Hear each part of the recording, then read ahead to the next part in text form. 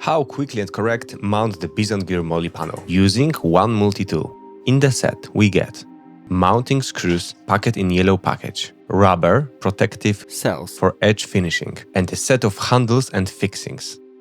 The first step is to arrange our workspace. Put the panel on the table and match the elements to it. Mounting on top are larger and have wide screw spacing. Fixing at the bottom are smaller and have smaller screw spacing. Rectangular mounts included in the set, receiving JL will not be needed. The next step will be cutting isolation gums. On the video, I use incorrect fixings. Install isolation on those mountings. The next step is to attach the upper handles to the MOLLE panel. Remember not to screw revs to the end so that the panel has ability to adjust.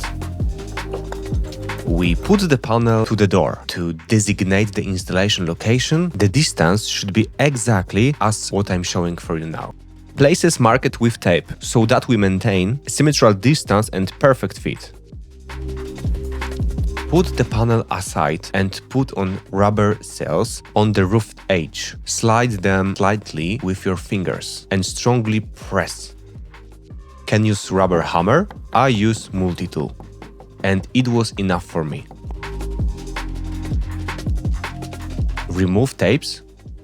Then we translate the back panel and sight the upper hooks into the edge of the roof. We press them hard until they come to the end. The next step is to install the button clips. Mark the places first on the isolation rubber and apply it just like we did upstairs. When the gasket is already installed on both sides, we mount the lower hooks and screw them with a prepared screwdriver. At the end, press the panel from the bottom up to adjust perfectly. Tighten screws on both sides and you are done. MOLLE panel from Bison is mounted and you can enjoy the new modification of your Jeep.